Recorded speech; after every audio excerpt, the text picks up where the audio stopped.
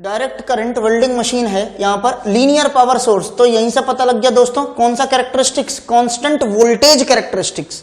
और constant voltage characteristics का मतलब ये हुआ कि पावर सोर्स का जो वोल्टेज है वो आर्क वोल्टेज के बराबर होगा। क्लियर है?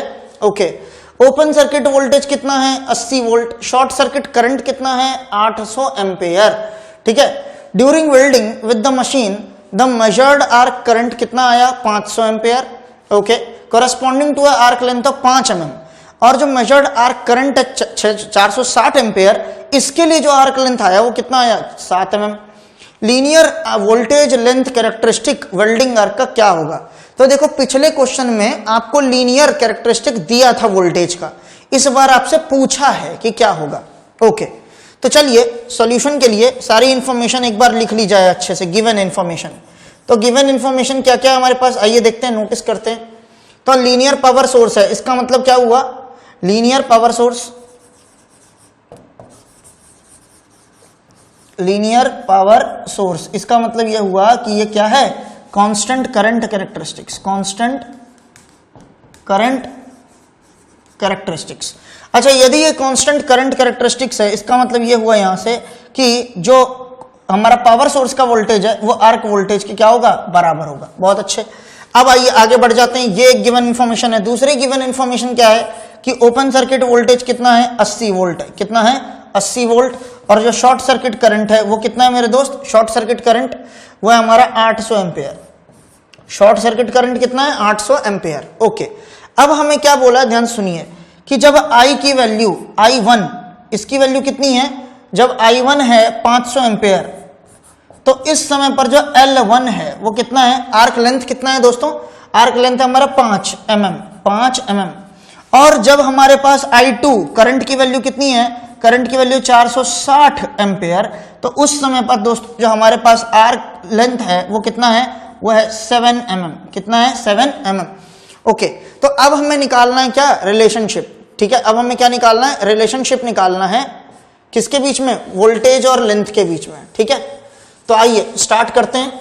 अब देखिए ये सारी इंफॉर्मेशन मिलने के बाद सबसे पहले हम चलते हैं अपने ओरिजिनल इक्वेशन पे, जो हमें क्या बोलता है? V upon V open circuit plus I upon ISC is equal to 1।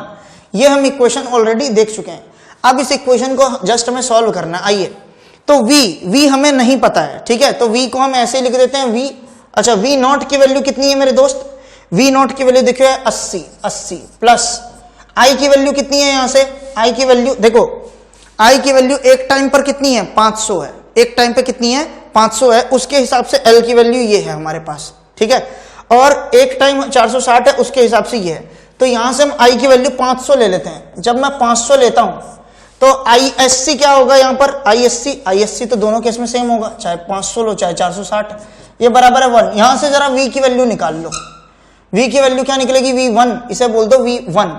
ठीक है, हमने I1 लिया है तो हम V1 निकाल लेंगे। यहां से क्या हो जाएगा? 1 माइनस ये 5/8 हो जाएगा, तो 3/8 हो गया। 3/8 को मल्टीप्लाई कर दिया 80 से, तो क्या हो जाएगा? 8 हम के 80, 30 आ जाएगा। 30 वोल्ट, प्लीज कैलकुलेट कर लीजिएगा, 30 वोल्ट आ जाएगा ये। बहुत अच्छे। अब इसी तरीके से दूसरी इक्वेशन में काम करना है आपको। V2 divided by open circuit voltage वही रहेगा 80 प्लस, इस बार दूसरा करंट कितना है? 460 डिवाइडेड बाई 800 इक्वल टू 1। तो दोस्तों इस बार वैल्यू क्या हो जाएगी? ध्यान से देखिए, तो 1 माइनस 460 डिवाइडेड बाई 800 कितना हो जाएगा? ये हो जाएगा 340। तो ये हो जाएगा यहां से 340 बटे 800 इंटू में 80, तो कितना हो जाएगा? 340 का यहां से ये आ जाएगा 34। तो V2 की वैल्यू दोस्तों कितनी आ गई? 34 वोल्ट। 34 वोल्ट। अब देखिए जरा ध्यान से, आपको पता है V क्या होता है? आपको पता है V क्या होता है? ये होता है A प्लस BL। अभी हमने देखा था पिछले क्वेश्चन में ये 24 प्लस 4L था, तो 24 और 4 क्या थे? कांस्टेंट थे। तो इस तरीके से रिप्रेजेंट किया जाता है। अब देखो जरा, V1 की वैल्यू है 30, V2 की वैल्यू है 34, तो यहां से दो इक्वेशन बनेंगे। V1 बराबर 30 बराबर A प्लस B इंटू में L1। L1 की वैल्यू दोस्तों देखो कितनी है? 5 है। तो V1 जो आया है वो L1 के लिए आया है, तो यहां से वैल्यू कितनी हो जाएगी? 5 हो जाएगी, है ना। तो ये क्या हो जाएगा? A plus 5B। ठीक है, ये हो गया हमारा फर्स्ट इक्वेशन। इसी तरीके से हमारी दूसरी इक्वेशन बनेगी V2 बराबर 34 is equals to A plus कितना 7B। ये हमारी हो जाएगी दूसरी इक्वेशन। दोस्तों आपको इन दोनों इक्वेशंस को सॉल्व करना है। जब आप इन दोनों इक्वेशंस को सॉल्व करोगे तो 2 में से 1 को यदि माइनस कर देते हो तो क्या आ जाएगा 4 बराबर A में से A उड़ जाएगा, 7 में से 5 गया 2B, तो 4 बराबर 2B। तो B की वैल्यू कितनी आ जाएगी 2। B की वैल्यू यदि 2 आ जाएगी और किसी में भी रख दो, सपोज इसमें रख दो, 2 पंचे 10, इसमें से माइनस के A की वैल्यू कितनी आ जाएगी 20, तो A की वैल्यू 20, B की वैल्यू 2। इस तरीके से आपका काम हो जाएगा। तो A यहां से कितना आ गया 20 और B की वैल्यू क्या आ गई 2। तो ये जब आपको मिल गया तो आपको क्या लिखना है, अब आपको अब लिखना है यहां पर फाइनली अब आपको यहां पर लिखना है वोल्टेज को किस तरीके से रिप्रेजेंट करोगे। तो क्या बोलोगे वोल्टेज को, V is equals to A और B की वैल्यू आपको मिल चुकी है, तो यहां से क्या आ गया A की वैल्यू 20 प्लस में B की वैल्यू क्या है 2, तो 20 प्लस 2L। इस तरीके से आप रिप्रेजेंट करोगे वोल्टेज को 20 प्लस 2L। बात समझ गए? तो इसका मतलब A और B कांस्टेंट निकालना जरूरी था, और इन दोनों कांस्टेंट को निकालने के लिए आपको 2 इक्वेशन चाहिए थी, और इन दोनों इक्वेशंस को निकालने के लिए आपको इस इक्वेशन का यूज करना जरूरी था। यह है आपका 10 to 15 मार्क्स का क्वेश्चन जो आपके सेमेस्टर और इवन मेंस एग्जाम जो होता है SSC JEE का उसमें आता है। तो सबसे पहले गिवन इन्फॉर्मेशन से आपको इंटरसेप्ट फॉर्म इक्वेशन का यूज करना है, जो मैंने थ्योरी में भी बताया था। यहां से आप दोनों वोल्टेज निकालेंगे। वोल्टेज का रिलेशन आपको ऑलरेडी पता है क्या होता है ना, और इसी रिलेशन के फॉर्म में आपको स्टैब्लिश करना है, लेकिन इसके लिए A और B चाहिए। A और B के लिए 2 वोल्टेज हैं, 2 लेंथ हैं, दोनों से 2 इक्वेशन बनेगी, 2 अननोन सॉल्व हो गए, दोनों अननोन की वैल्यू निकाल के इस इक्वेशन में पुट कर दो, ये बन गई आपकी फाइनल इक्वेशन, ठीक है, जो आपका आंसर का काम करेगी। ठीक है, तो इस तरीके से काम होता है। चलिए, तो आपने अभी ये क्वेश्चन देखा था, इसमें देखो क्या आ गया आंसर आपका क्या हो जाएगा, यही देखो ई को, वोल्टेज को हम ई से भी रिप्रेजेंट करते हैं, क्योंकि क्वेश्चन में देखो वोल्टेज को ई लिखा हुआ है, इसलिए हम कुछ नहीं कर सकते। जब क्वेश्चन में ही वोल्टेज को ई लिख दिया तो हमें आंसर में ई बराबर 20 प्लस 2L लिखना है, तो वी की जगह पे ई लिखा हुआ है, कोई फर्क नहीं पड़ता। ठीक है, चलिए अब आते हैं अपने नेक्स्ट क्वेश्चन पे। नेक्स्ट क्वेश्चन आइए देखिए क्या है।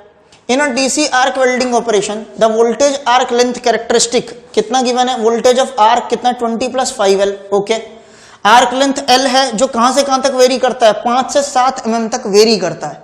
ठीक है, कभी 5 mm का होगा और मैक्सिमम कितना हो सकता है 7 mm लंबा आर्क हो सकता है। ठीक है, अच्छा ये आर्क वोल्टेज है। आर्क करंट क्या है, ये 400 से 500 एम्पियर वेरी करता है। ऑब्वियस सी बात है, जब आर्क लेंथ वेरी करेगी तो आर्क वोल्टेज भी वेरी करेगा और आर्क करंट भी वेरी करेगा। ठीक है, अब एज्यूमिंग लीनियर पावर सोर्स, दोस्तों यहीं से पता लग गया लीनियर पावर सोर्स मतलब कांस्टेंट वोल्टेज कैरेक्टरिस्टिक्स। ठीक है, अच्छा ओपन सर्किट वोल्टेज और शॉर्ट सर्किट करंट पूछा है। तो देखो क्वेश्चंस एक ही पैटर्न पे हैं, लेकिन बस यही है फर्क थोड़ा थोड़ा कि किसी में ये दोनों चीजें गिवन है, दूसरी चीज पूछ रहा है, किसी में ये पूछ रहा है। ठीक है, किसी में करंट और वोल्टेज की वैल्यू पूछ रहा है। तो आइए सबसे पहले तो आपको करना क्या है, गिवन इन्फॉर्मेशन लिख लेनी है। आइए गिवन इन्फॉर्मेशन नोट कर लेते हैं। तो हमें क्या क्या गिवन है, सबसे पहले वोल्टेज ऑफ आर्क गिवन है, हमें कितना गिवन है 20 प्लस 5L, जिसमें L क्या है आर्क लेंथ है। ओके, अब L कहां से कहां तक वेरी कर रहा है, ये 5 से 7 mm तक वेरी कर रहा है, मतलब L1 की वैल्यू लेंगे 5 और L2 की वैल्यू क्या लेंगे ये, तो यहां से L1 ले लेना इसको और L2 ले लेना इसको। ठीक है, ओके, 2 इक्वेशन बनेंगे याद रखना, क्योंकि ये 2 अननोन निकालने हैं, एक ओपन सर्किट वोल्टेज और एक शॉर्ट सर्किट करंट। ठीक है, अब नेक्स्ट इंफॉर्मेशन आपको क्या गिवन है, आपको करंट की वैल्यू कहां से कहां तक गिवन है 400 से 500 एम्पेयर, 400 से 500 एम्पेयर। ये क्या काम करेगा I2 का, और ये किसका काम करेगा I1 का। ठीक है, ओके, ये सब इंफॉर्मेशन गिवन होने के बाद अब आपको क्या गिवन, आपको क्या निकालना है, आपको ओपन सर्किट वोल्टेज और शॉर्ट सर्किट करंट ये आपको निकालना है, ये टू फाइंड है। ठीक है, टू फाइंड, ये आपको फाइंड करना है। बहुत अच्छे, आइए स्टार्ट करते हैं। देखिए सबसे पहले वोल्टेज ऑफ आर्क, अब क्योंकि हमें क्वेश्चन में पहले ही दे दिया है लीनियर पावर सोर्स कैरेक्टरिस्टिक, इसका मतलब यह हमें समझ में आ गया कि यहां पर कांस्टेंट वोल्टेज है, मतलब वोल्टेज ऑफ पावर सप्लाई बराबर होना चाहिए वोल्टेज इन द आर्क। किसके लिए, एक स्टेबल आर्क के लिए। तो ये बात हम देख चुके हैं ऑलरेडी।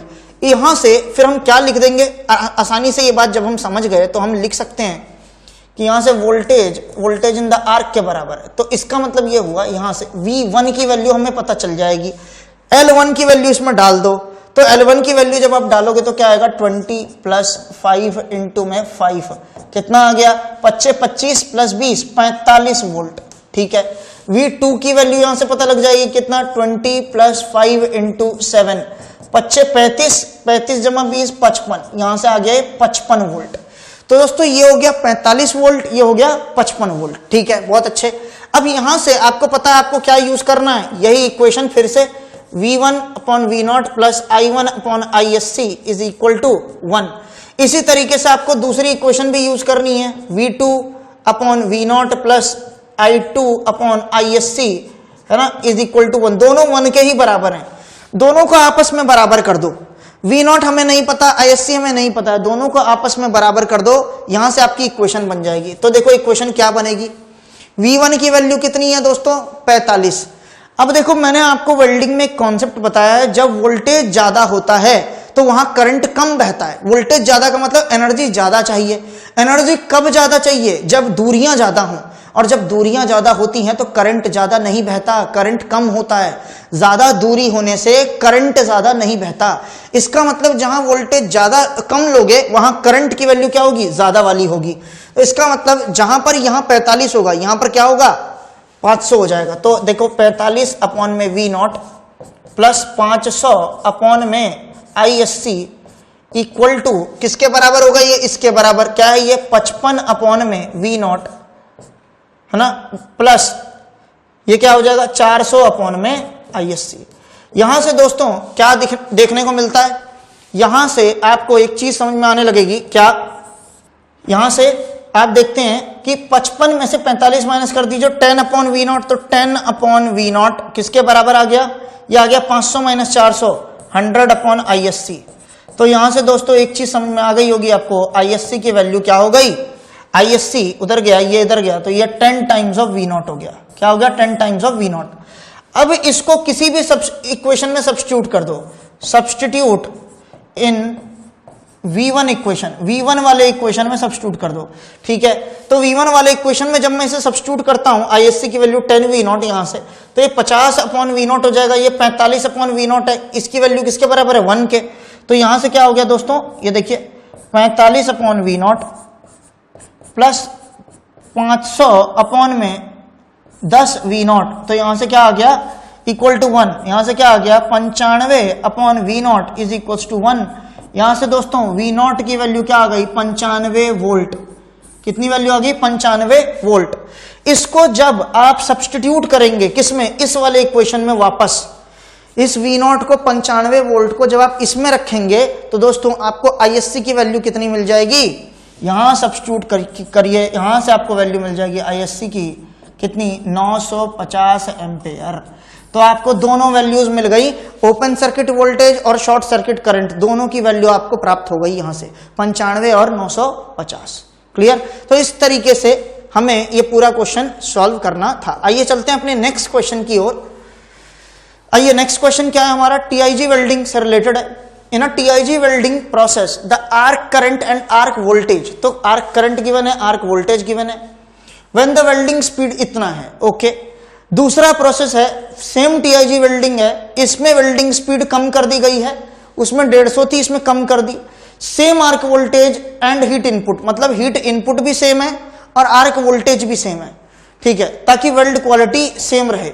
वेल्डिंग करंट क्या होगी, तो दोस्तों ये तो बहुत ही ज्यादा इजी क्वेश्चन है।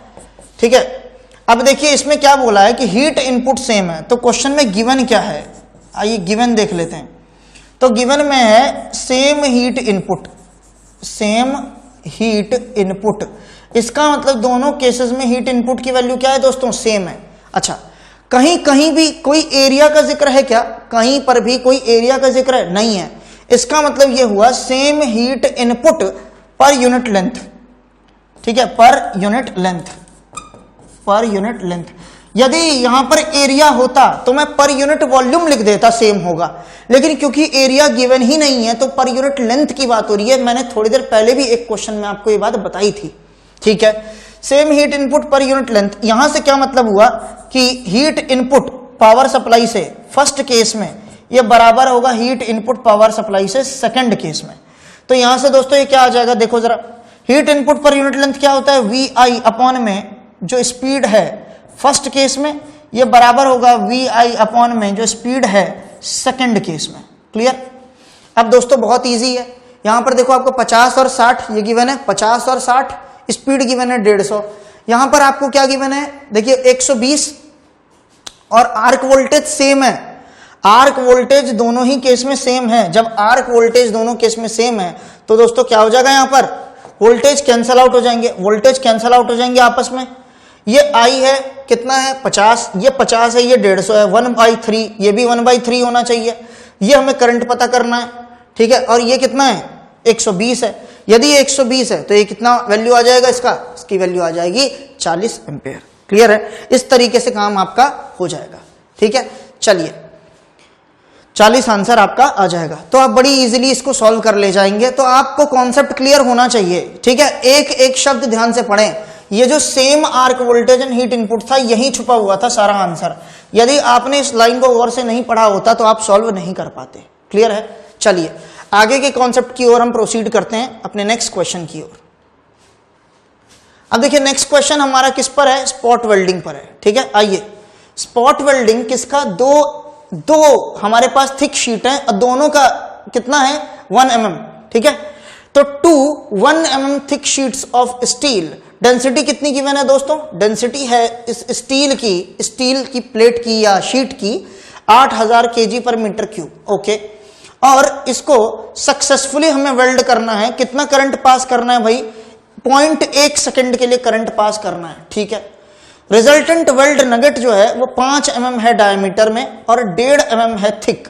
Okay, if the latent heat of fusion of steel is इतना and effective resistance of welding operation is इतना, आपको क्या बताना है, करंट बताना है जो पास हो रहा है। ओके, आइए, आपको पता है सॉल्यूशन प्रोसीड करने का बेहद आसान तरीका, गिवन कंडीशंस पहले तो आप लिख दीजिए।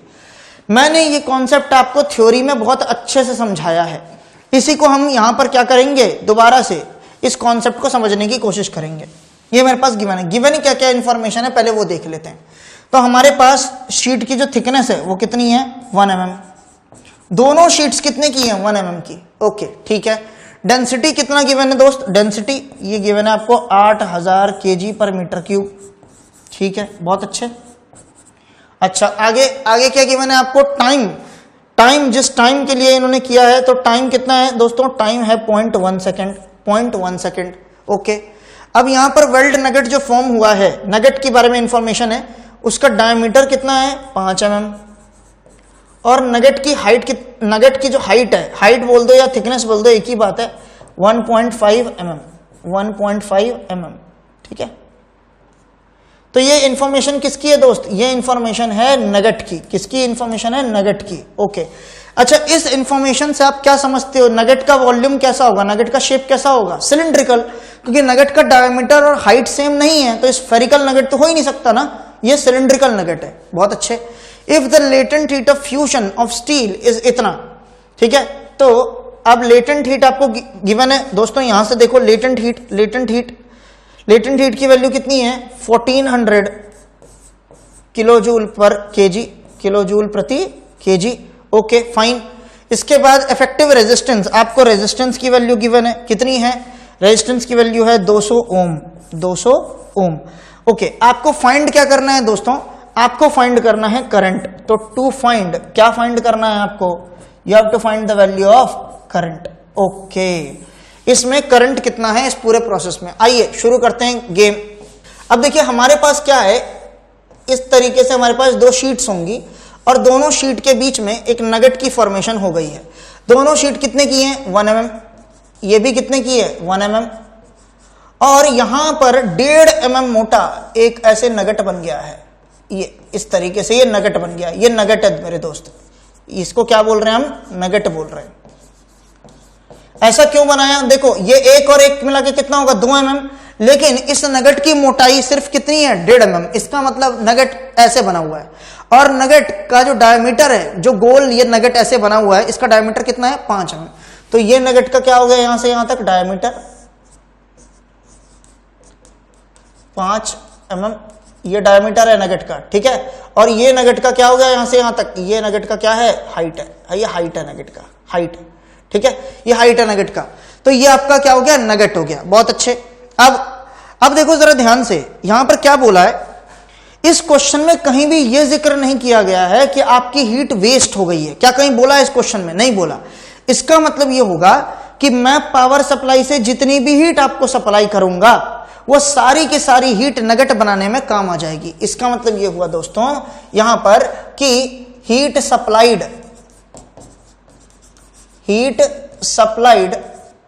बाय पावर सप्लाई,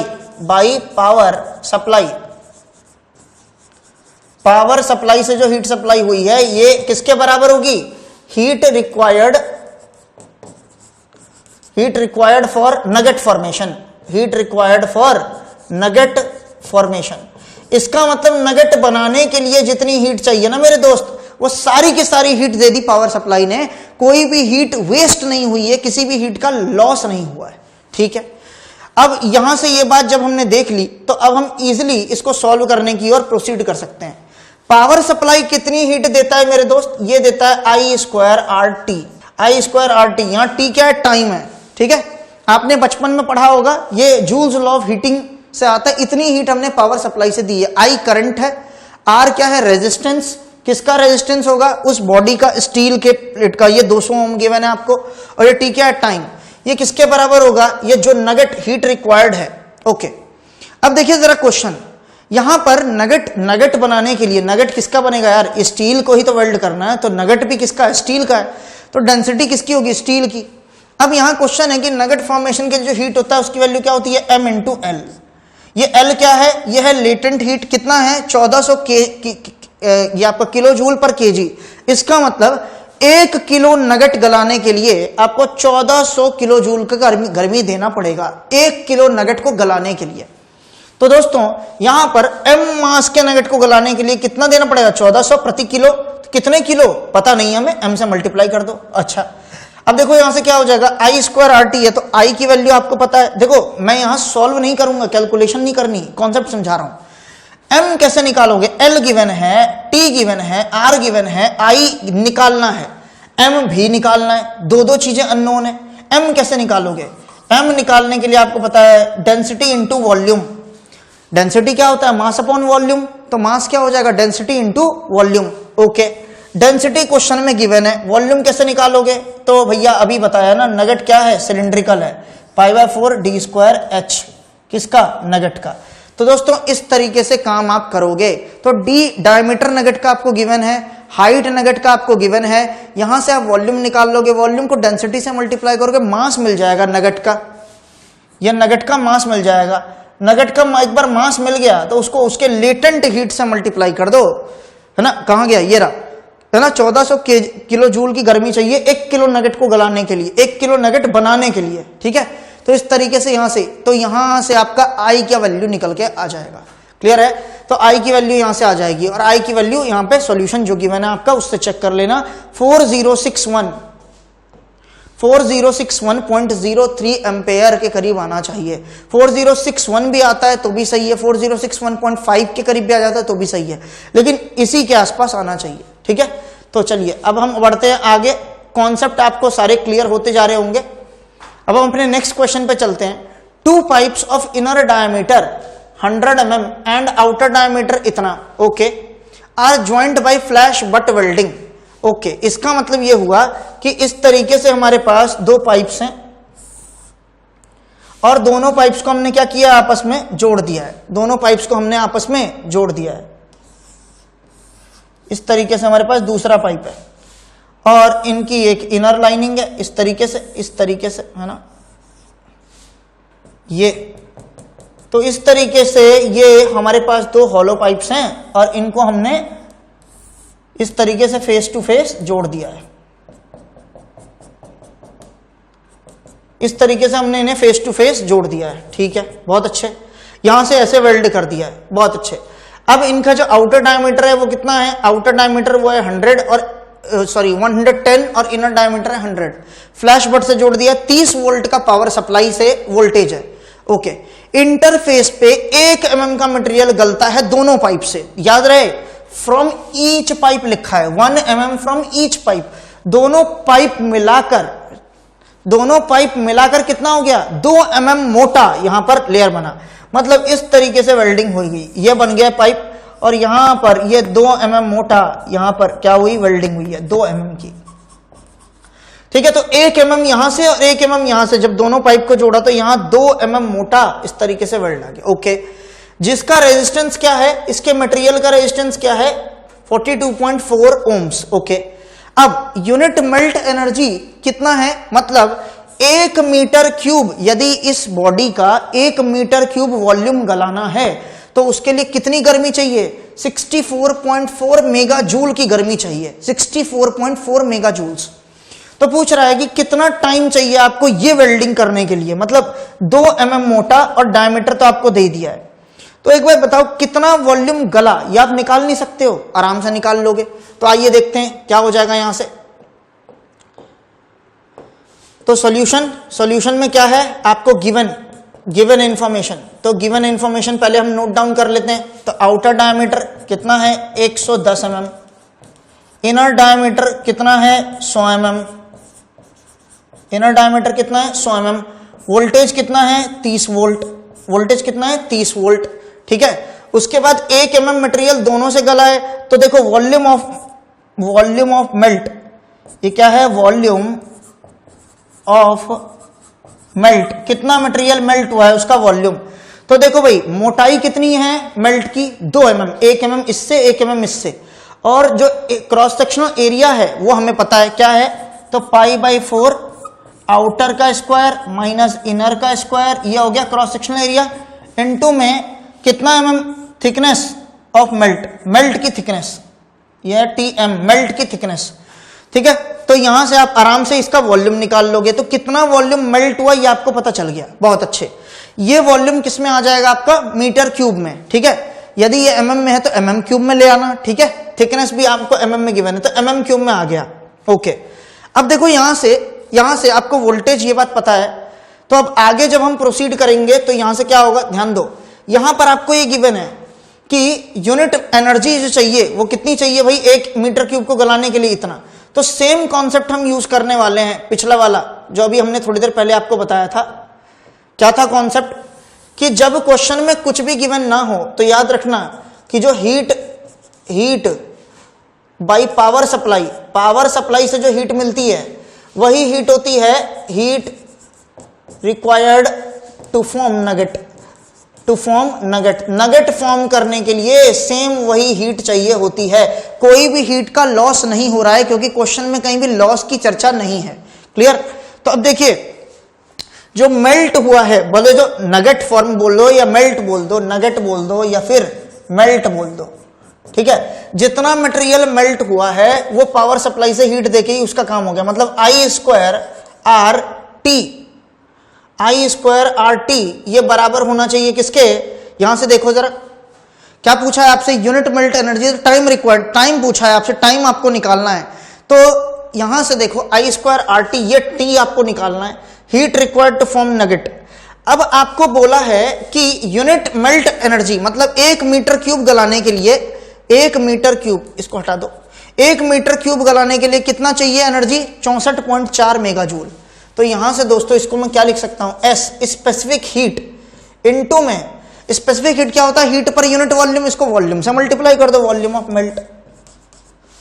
तो स्पेसिफिक हीट ऑफ मेल्टिंग को वॉल्यूम ऑफ मेल्ट से मल्टीप्लाई कर दो, आपका काम हो जाएगा, ठीक है। तो यहां से दोस्तों T निकल जाएगा, T क्या निकल जाएगा, 64.4 मेगा जूल है, याद रखना ये क्या है, mega joule per metre cube, ठीक है। तो ध्यान रखना इसकी यूनिट, तो मेगा जूल को 10⁶, ठीक है। तो ये आ जाएगा जूल पर मीटर क्यूब। ये वॉल्यूम ऑफ मेल्ट किस में आप निकालोगे, mm क्यूब में। यदि आप mm क्यूब में निकालते हो तो इस मीटर को भी बनाना पड़ेगा, मीटर क्यूब को क्या, mm क्यूब।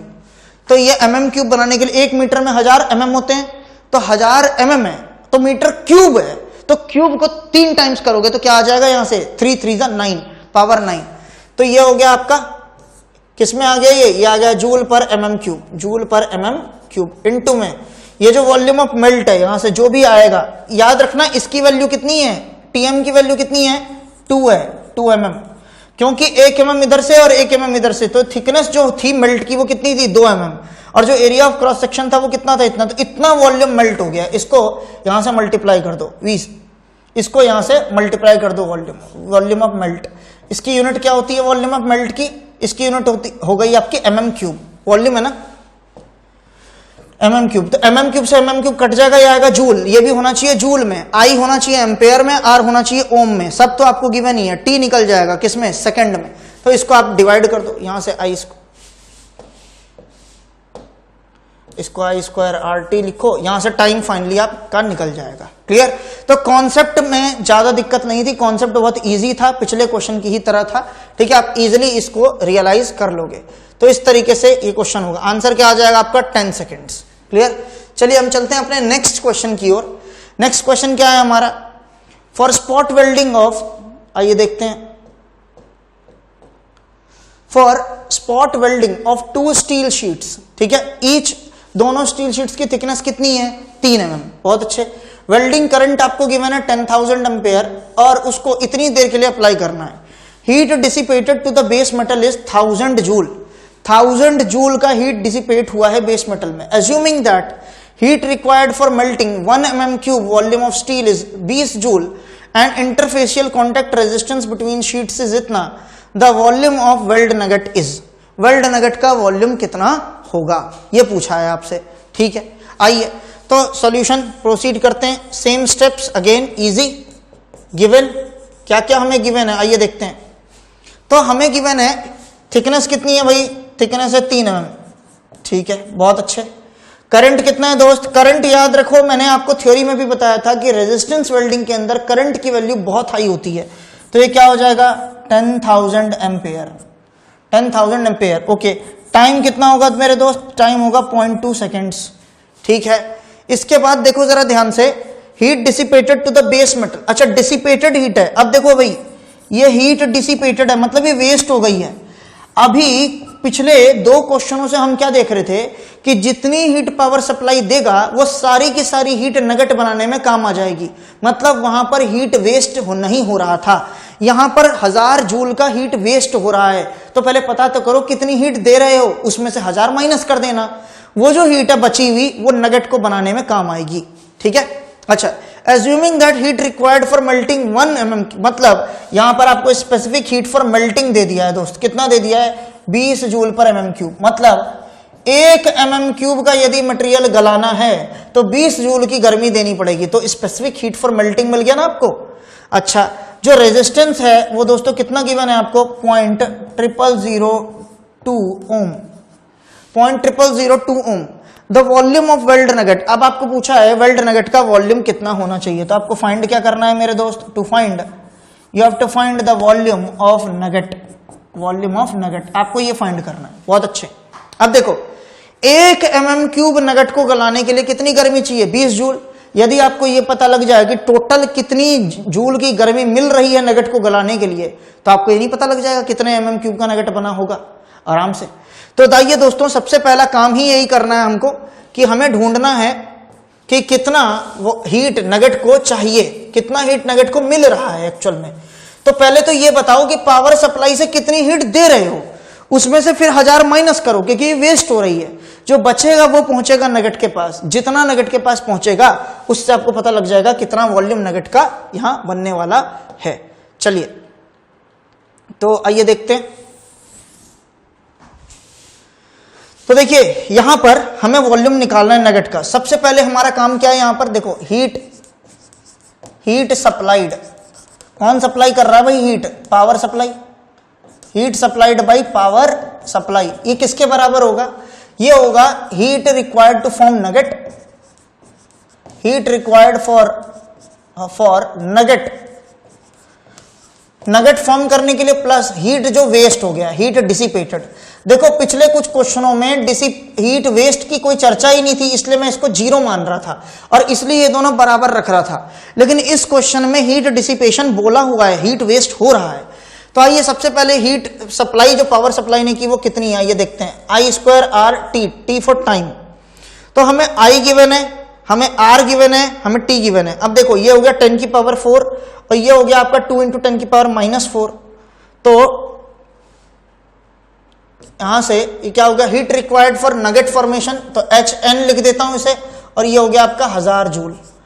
ये यदि मुझे पता लग जाए तो HN पता लग जाएगा। तो HN की वैल्यू कितनी आ गई चेक करो, तो I स्क्वायर, तो 10 की पावर 8, 2 इंटू 10 की पावर -4 है ये, और 2 इंटू 10 की पावर -1 है ये, तो 10 की पावर -5, इस तरीके से 10 की पावर 3, तो 10 की पावर 3 इंटू ये, तो 4000 ये आ गया, 4000 में से 1000 गया, तो 3000 जूल जो है गर्मी वो नगेट को चाहिए, 3000 जूल की गर्मी नगेट को चाहिए। अब सोचो आपको वॉल्यूम निकालना है, आपको पता है क्या होता है कि हीट रिक्वायर्ड टू मेल्ट जो है ये बराबर होता है किसके, ये होगा आपका कि heat required to melt the nugget divided by volume of nugget, क्योंकि ये क्या है, ये है per unit volume. 1 mm³ volume nugget का गलाने के लिए 20 जूल की गर्मी चाहिए। तो यहां से आपका काम हो जाएगा दोस्तों, यहां से आपको मिल जाएगा वॉल्यूम ऑफ नगेट। कितना आ जाएगा वॉल्यूम ऑफ नगेट, चेक कीजिए कितनी हीट आपको दी गई है नगेट को, 3000, और 1 mm³ गलाने के लिए कितनी गर्मी चाहिए, 20। तो हो गया आपका काम ना, 150 mm³ का नगेट आपने गलाया है। क्लियर है भाई, 150 mm³ नगेट का वॉल्यूम है। इस तरीके से हमें पता लग गया कि कैसे काम होता है। बेसिक इक्वेशन तो यही है, ठीक है, बेसिक इक्वेशन यही है, लेकिन क्योंकि पिछले क्वेश्चंस में इसकी चर्चा नहीं थी इसलिए हम उस केस में इन दोनों को बराबर रखते हैं। लेकिन इस क्वेश्चन में इसकी चर्चा है कि 1000 वेस्ट हो गया, तो 4000 गर्मी दी, उसमें से 1000 वेस्ट हो गया, तो नगेट के लिए कितना चाहिए, 3000 यदि नगेट को टोटल गर्मी दी गई है और 1 mm³ नगेट गलाने के लिए 20 जूल की गर्मी चाहिए, तो यहां से पता लग गया कि टोटल हमने कितना गलाया होगा नगेट का वॉल्यूम, 150 mm³। ठीक है। Spot welding of 2 steel sheets each 2 mm thick, इसका मतलब एक शीट की थिकनेस कितनी है, 2 mm। Okay, is carried out successfully by passing 4 kilo ampere of current for कितने seconds, 0.2 seconds through the electrodes. The resulting weld nugget formed between the sheets is 5 mm in diameter. तो nugget का diameter आपको given है 5 mm। ठीक है। Assuming cylindrical shape for the nugget, nugget का shape क्या है, सिलिंड्रिकल। थिकनेस पूछा है नगेट का कितना है, थिकनेस बोले तो हाइट भी बोल सकते हो, थिकनेस भी बोल सकते हो। लेटेंट हीट ऑफ फ्यूजन दिया हुआ है, इफेक्टिव रेजिस्टेंस दिया हुआ है, डेंसिटी। अभी थोड़ी देर पहले ही आपको ऐसी कुछ इंफॉर्मेशन एक और क्वेश्चन में गिवन थी, याद आ रहा है कुछ।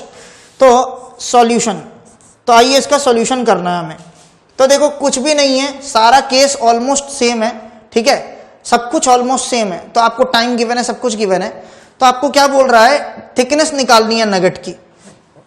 इस क्वेश्चन में ध्यान दो, इस क्वेश्चन में कहीं भी हीट डिसिपेशन की चर्चा है क्या, हीट वेस्ट होने की कहीं चर्चा है, नहीं है ना। तो सेम कॉन्सेप्ट यहां यूज करो, I स्क्वायर RT, जो मैंने आपको गर्मी दी है वो सारी की सारी किस में यूज होने वाली है, नगेट फॉर्मेशन में। अच्छा, अब जो नगेट फॉर्मेशन में यूज होगी वो क्या हो जाएगी सारी, क्योंकि लेटेंट हीट दिया हुआ है, तो M × L, मतलब ये सारी की सारी गर्मी जो मैं पावर सप्लाई से दूंगा ये नगेट को गलाने में इस्तेमाल होगी। और गलाने में देखो, सॉलिड से जब चीजें गल कर लिक्विड में या मोल्टन मेटल में कन्वर्ट होती हैं तो उस केस में जो हीट काम आती है उसका नाम है लेटेंट हीट। क्लियर है। तो ये लेटेंट हीट है M × L, और M मैंने आपको थोड़ी देर पहले भी बताया था कैसे निकालते हैं, डेंसिटी को मल्टीप्लाई कर देते हैं वॉल्यूम से। ठीक है, तो वॉल्यूम कैसे निकलेगा, देखो अब I आपको गिवन है, क्या आपको I गिवन है, बिल्कुल गिवन है। R गिवन है, बिल्कुल गिवन है। क्या आपको T गिवन है, बिल्कुल गिवन है। तो यहां से देखो, आपको I गिवन है, आपको टाइम गिवन है, ठीक है, आपको रेजिस्टेंस भी गिवन है। कहां गया रेजिस्टेंस, ये रेजिस्टेंस भी गिवन है। ठीक है, यहां पर आपको सब कुछ गिवन है। L, क्या आपको L गिवन है, बिल्कुल गिवन है, L गिवन है। M चाहिए बस, M के लिए क्या चाहिए, डेंसिटी इंटू वॉल्यूम। क्या आपको डेंसिटी गिवन है, बिल्कुल गिवन है। यूनिट्स का प्लीज ध्यान रखिएगा, यूनिट्स में गलती मत कीजिएगा। यदि mm³ है, kg पर mm³, तो फिर ध्यान रखिए ये जो वॉल्यूम है भी किसमें आएगा, mm³ में। तो volume of nugget, mass of nugget. ठीक है, तो यहां से वॉल्यूम निकालना है। अब वॉल्यूम का फॉर्मूला क्या होता है, वॉल्यूम का फॉर्मूला यहां से अब बोल दिया है यहां पर, assuming cylindrical shape of nugget. इसका मतलब नगेट कैसा है, सिलिंड्रिकल है। अब क्योंकि नगेट सिलिंड्रिकल है तो यहां पर वॉल्यूम क्या हो जाएगा, π/4 d नगेट का डायमीटर का स्क्वायर इनटू में हाइट, नगेट का हाइट या फिर कह लो थिकनेस, नगेट की थिकनेस। ठीक है, यही होगी नगेट की थिकनेस HN। तो डायामीटर गिवन है क्या? बिल्कुल गिवन है। आपको क्या निकालना है? यही तो निकालना है, बस हो गया काम। ये सब गिवन ही था, L गिवन है, M निकालना है, रो इंटू ई। तो पिछले क्वेश्चन की तरह हो गया। यहां से आप आराम से हाइट ऑफ नगेट कैलकुलेट कर सकते हो, थिकनेस ऑफ नगेट। ठीक है, तो इस तरीके से ये क्वेश्चन सॉल्व हो जाएगा। इजी क्वेश्चन था। ठीक है, चलिए, तो 2.91 आपका आंसर आ जाएगा। प्लीज यूनिट्स का खास ख्याल रखिएगा। आइए आगे बढ़ते हैं। रेजिस्टेंस स्पॉट वेल्डिंग ऑफ दो थिक शीट्स है हमारे पास। ठीक है, 1.5 mm थिकनेस है दोनों की। ठीक है, इज करंट की वैल्यू है, टाइम की वैल्यू है, रेजिस्टेंस की वैल्यू गिवन है आपको। Volume of weld nugget formed, volume भी, नगेट का वॉल्यूम भी दे दिया इस क्वेश्चन में। ठीक है, अब considering the heat required to melt unit volume of metal, ये कितना है भाई? स्पेसिफिक हीट 1 mm³ गलाने के लिए कितनी गर्मी देनी है? 12 जूल की।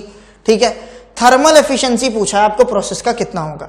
यार अभी देखो, थोड़ी देर पहले ही बताया कि जो हीट हम देते हैं, heat by power supply, heat by power supply, ये दो कंपोनेंट्स होते हैं इसमें। पहला heat required to melt the nugget, plus heat जो डिसिपेट होता है। ठीक है, अब मेरे को ये बताओ कि मैंने जो इनपुट दिया, ये तो हीट इनपुट था ना भाई, मैंने जो इनपुट पे हीट दिया वो तो ये है, और मुझे जो आउटपुट में हीट मिला वो ये है। मुझे जो आउटपुट में हीट मिला है वो ये है। ठीक है, क्योंकि देखो मेरे को, मैं आया किस लिए हूं? वेल्डिंग करने। और वेल्डिंग कब होगी? जब नगेट फॉर्म होगा। लेकिन ये तो हीट वेस्ट हो गया ना भाई, ये तो वेस्ट हीट है। डिसिपेटेड हीट का मतलब हो गया वेस्ट हीट, ये तो हीट वेस्ट हो गया। तो इसका मतलब एफिशिएंसी क्या होगी? हीट जो आउटपुट पे मिल रही है, मतलब जो नगेट फॉर्म हो रहा है, जितनी गर्मी नगेट में यूज हुई है, और जो मैंने हीट दी थी, उसका रेशियो क्या कहलाएगा? एफिशिएंसी कहलाएगा। तो बस आपको कुछ नहीं करना है। हीट इनपुट क्या होता है? Heat input I² RT। तो I गिवन है आपको, R गिवन है आपको, T गिवन है आपको। यहां से आप I² RT निकालोगे। Heat at the output, nugget का वॉल्यूम आपको गिवन है, वॉल्यूम गिवन है, और ये गिवन है। तो 12 जूल पर mm³ को इससे मल्टीप्लाई कर दो, इस वॉल्यूम से, आपको टोटल गर्मी मिल जाएगी जो नगेट में यूज हुई है। ठीक है, तो बस कुछ नहीं, आपको आउटपुट मिल गया, आपको इनपुट मिल गया, आप उसको डिवाइड करो, आपको आंसर मिल जाएगा। तो आइए देखते हैं किस तरीके से ये काम करेंगे। तो यहां पर एफिशिएंसी कैसे कैलकुलेट होगी? एफिशिएंसी होगी आउटपुट में जो हीट आपको मिली है। तो आउटपुट में तो हमें नगेट चाहिए ना भाई, वेल्डिंग करने आए हैं हम तो, और पावर सप्लाई से हमने गर्मी दी थी, इनपुट। तो यहां से heat required to produce the nugget, और यहां से हीट बाय पावर सप्लाई से जो हमने गर्मी दी। नगेट फॉर्मेशन के लिए जो चाहिए, तो heat specific heat for melting into में volume of nugget divided by, यहां पर HP क्या है? I² RT। तो दोस्तों आराम से आप ये कैलकुलेशन करके यहां से इस रेशियो को निकाल सकते हो। वॉल्यूम ऑफ नगेट आपको ऑलरेडी गिवन है, स्पेसिफिक मेल्टिंग के लिए जो चाहिए वो ऑलरेडी गिवन है, I² RT के लिए सारी इंफॉर्मेशन आपको गिवन है। यहां पर देखो शीट के थिकनेस का कोई यूज नहीं हो रहा है किसी भी क्वेश्चन में। ठीक है, तो आप आराम से कर सकते हो। आंसर भी आपको गिवन है, 33.6% आएगा। क्लियर है?